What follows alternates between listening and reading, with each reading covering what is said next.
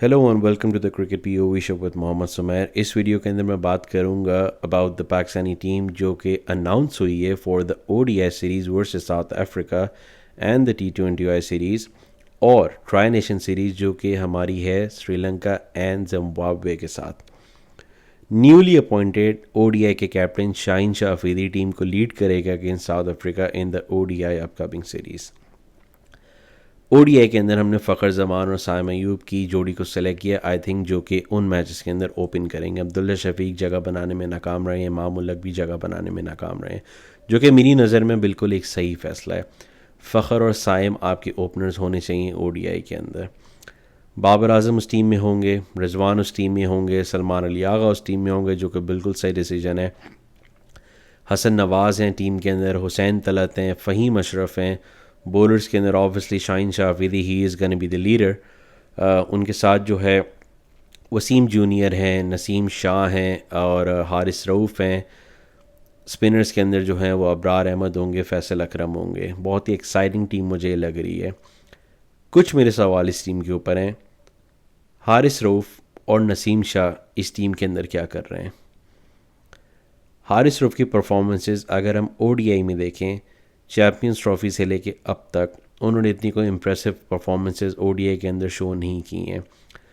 Last जो मुझे उनकी एक मेमोरेबल परफॉर्मेंस लगती है वो अगेंस्ट ऑस्ट्रेलिया है, जब लास्ट ईयर हम लोग ऑस्ट्रेलिया के अंदर सीरीज़ खेलने गए थे और जो कि हम सीरीज़ जीते भी थे।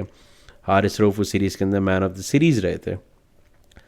उसके बाद से मुझे कोई इतनी इंप्रेसिव परफॉर्मेंस हारिस रऊफ़ की नज़र नहीं आई है। हारिस रऊफ़ डोमेस्टिक नहीं खेलते, फर्स्ट क्लास नहीं खेलते, 4 डे के गेम्स नहीं खेलते वो डोमेस्टिक सर्किट के अंदर। कहाँ उन्होंने परफॉर्मेंस दिखाई है, क्या उनकी इतनी इंप्रेसिव परफॉर्मेंस थी, किस क्राइटेरिया के तहत वो टीम के अंदर आए हैं ओडीआई की, मेरी समझ से बाहर है। नसीम शाह ने लास्ट ओडीआई सीरीज़ खेली थी against West Indies in the Caribbean, जो कि हम हारे थे 2-1। नसीम शाह के उस ओडीआई सीरीज़ के अंदर मुझे फिटनेस के इशू नज़र आ रहे थे।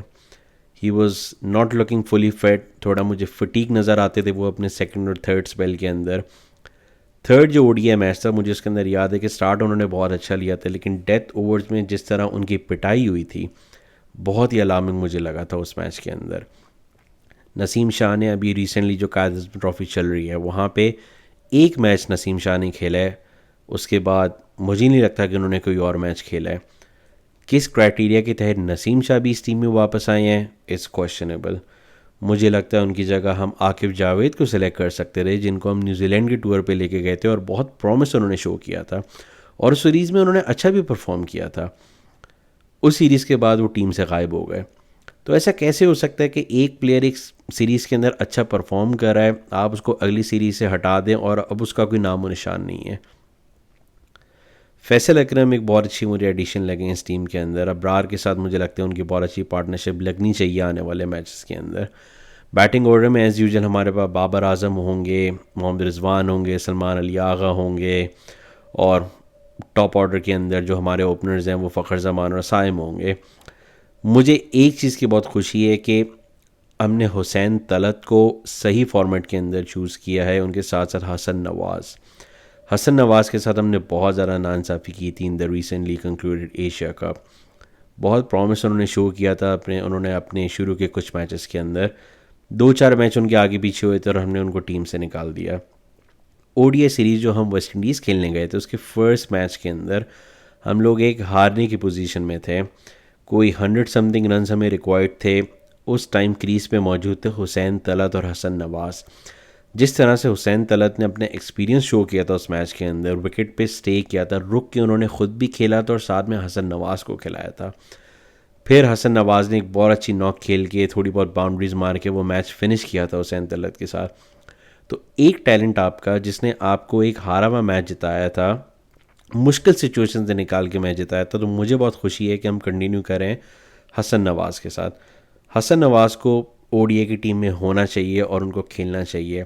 Same for Hussain Talat. मुझे नहीं समझ में आता कि हम बार बार हुसैन तलत को T20 की टीम में क्यों ले आते हैं। ओडीआई ही उनका अच्छा फॉर्मेट है। जिस तरह एक स्टडी अप्रोच के साथ वो अपनी इनिंग्स को कंस्ट्रक्ट करते हैं, तो मुझे लगता है कि ओडीआई ही हुसैन तलत के लिए अच्छा फॉर्मेट है। फ़खर जमान का एक्सपीरियंस और जो उनका रिकॉर्ड है ओडीआई का, मुझे लगता है कि वो हमारे बेस्ट बैट्समैन है ओडीआई के अंदर। साथ में साइम अयूब का टी20 के अंदर थोड़ा लीन पैच चल रहा है फॉर हिज बैटिंग, लेकिन जो उनका रिकॉर्ड है, जो उन्होंने ऑस्ट्रेलिया में परफॉर्मेंसेस शो की थी, जो उन्होंने साउथ अफ्रीका में परफॉर्मेंस शो की थी, 200 बनाई थी उन्होंने साउथ अफ्रीका के टूर के ऊपर, जिम्बाब्वे में उन्होंने 100 बनाई थी। तो बहुत ही एक एक्सेप्शनल उनका ओडीआई का रिकॉर्ड है। तो आई एम होपिंग कि साइम अयूब दोबारा से अपना वो फ्लेयर शो करेंगे ओडीआई मैचेस के अंदर। और शाहीन अफरीदी की जहाँ तक बात है, मुझे लगता है कि वो टीम को बहुत अच्छी तरह से लड़ाएंगे ओडीआई मैचेस के अंदर। So I am really excited for the upcoming ODI series versus South Africa. टी20 की जहाँ बात आती है, उस्मान खान की वापसी हुई है, बाबर आजम की वापसी हुई है। उस्मान तारिक जो है, बहुत अच्छा सरप्राइज एडिशन मुझे नज़र आया वो टी20 की टीम के अंदर। साथ में जो बॉलर्स हैं, वसीम जूनियर हैं, सलमान मिर्ज़ा हैं, शाहीन अफरीदी होंगे।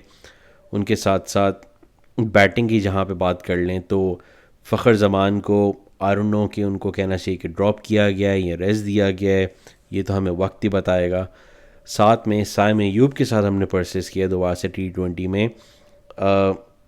उनके लिए ये रीज़न दिया गया है कि चाहे उनका बैटिंग में तो लीन पैच चल ही रहा है, लेकिन बॉलिंग से वो बहुत अच्छी हमें एडिशन देते हैं। बाबर आजम की टीम के अंदर वापसी हुई है, तो देखते हैं कि बाबर आजम किस नंबर के ऊपर खेलेंगे, देखते हैं कि सलमान अली आगा किस नंबर के ऊपर खेलेंगे। आई एम रियली हैप्पी कि हसन नवाज़ के साथ हम कंटिन्यू करें। देखिए, हसन नवाज़ जैसे प्लेयर को आप टीम से नहीं निकाल सकते। जब आपने अपनी टी20 की अप्रोच अनाउंस की थी कि हमें स्ट्राइक रेट वाले प्लेयर्स चाहिए, तो आपकी टीम में सबसे ज़्यादा हाईएस्ट स्ट्राइक रेट तो हसन नवाज़ का था। तो ऐसा कैसे हो सकता है कि जिस फार्मूले के लिए आपने टीम अनाउंस की थी, आप उसी फार्मूले से पीछे हट गए और सबसे ज़्यादा हाईएस्ट स्ट्राइक रेट वाले को आपने टीम से बाहर निकाल दिया?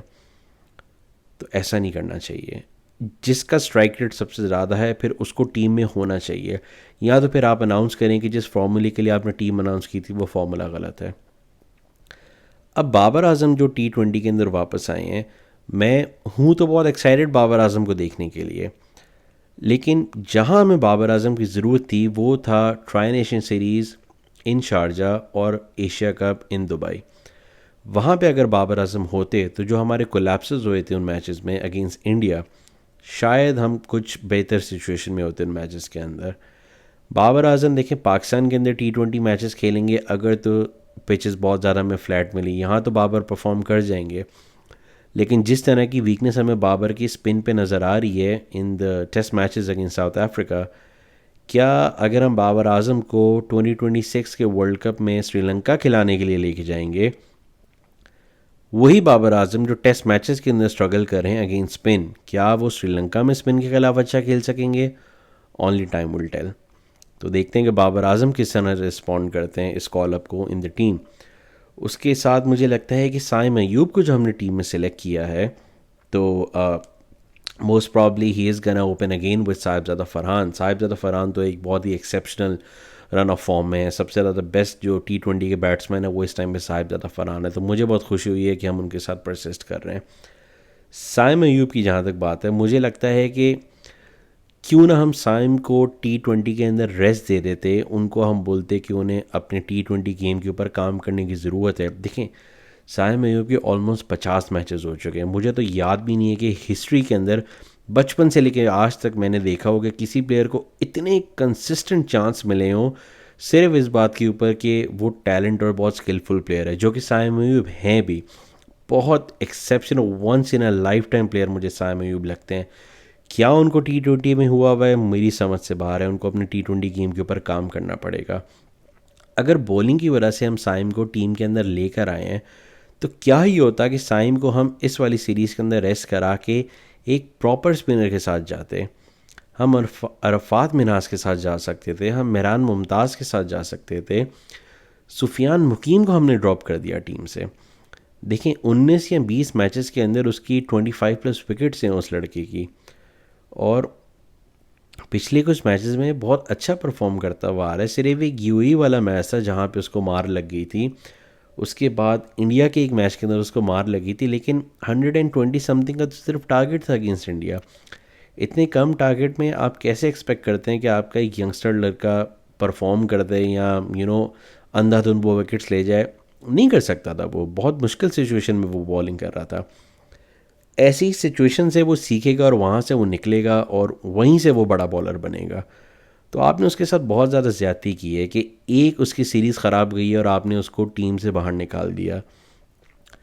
क्या किसी और को वापस लाने के लिए सुफियान मुकीम को टीम से निकाला गया है? क्या शादाब को अकोमोडेट करने के लिए उनको टीम से निकाला गया है कि जब शादाब वापस आएंगे तो वो सुफियान की जगह खेलेंगे?